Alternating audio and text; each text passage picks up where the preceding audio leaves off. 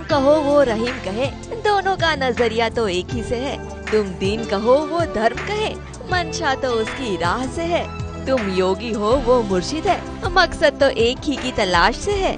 और तो और तकदीर का जो मकसद है, नाखुश की भी मंशा वो ही है। जहाँ अकबर अपनी नमाज में दुआ कर रहा है, वो ही जोधा के लिए पूजा है कहीं। यही हमारी सीरियल की खासियत और खूबसूरती है कि दोनों कल्चर, दोनों जो अलग अलग रंग है हमारे कल्चर के, उन दोनों को उभारा जा रहा है। उन्हीं दोनों को बहुत खूबसूरती से पेश किया जा रहा है, जो कि भारत की भी खूबसूरती है, अनेकता में एकता की जो हम बात करते हैं।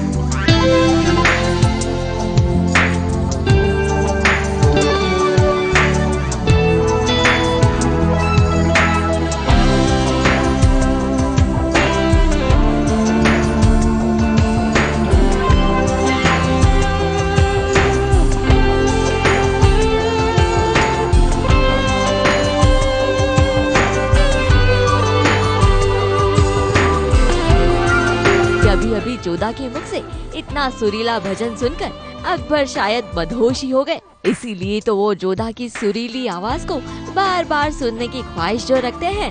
हमारी बेगम जोधा एक बेहतरीन फनकार, मौसीकी में सुरों की बात। हम चाहेंगे कि आज पूरे आगरा के सामने अपनी मीठी आवाज हमें खुशहाल करें। जैसे ही अकबर शहंशाह ने जोधा से गाना गाने की फरमाइश की, जोधा के चेहरे पर मायूसी छा गई। लेकिन जोधा किसी एक बात से मायूस नहीं, उसकी कई और भी परेशानियां हैं। मुगल सल्तनत में जोधा का स्वागत जोरदार हुआ, लेकिन उनकी गाड़ी आकर अटक गई एक रसगुल्ले पर, जिसका सिर्फ एक टुकड़ा ही उन्हें नसीब हुआ।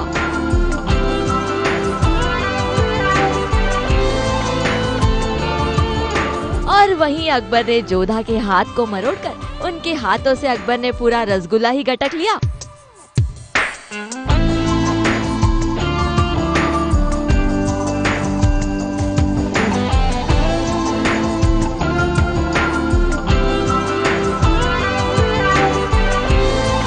जी हाँ, एक रस्म थी, इसे निभाना ज़रूरी था, इसलिए हमने खिलाया है।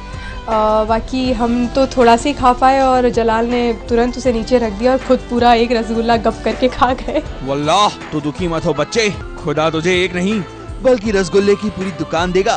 कोई नहीं जोधा, इन बाबा की दुआ आपके लिए जरूर काम करेगी। वैसे शादी के बाद जोधा गहनों की दुकान बन गई है और अपने ही इस नई नथ से वो खूब परेशान भी है।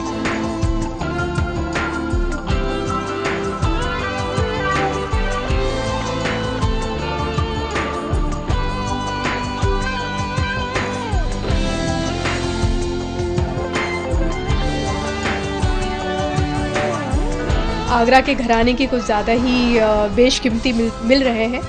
तो और ये सबसे बड़ा एड ऑन हुआ है जोधा के लिए नथनी, क्योंकि अब जोधा विवाहित है तो सिंदूर और नथनी विवाहित स्त्रियों का गहना होता है, तो हमने इसे पहना हुआ है।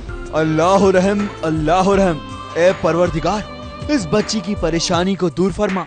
देखा जोधा, आपको परेशान देखकर ये बाबा कितने परेशान हैं। वैसे इनकी भी एक बहुत ही बड़ी परेशानी है, वो है इनकी सफेद दाढ़ी, जो शायद डायलॉग डिलीवरी में बहुत दिक्कत दे रही है।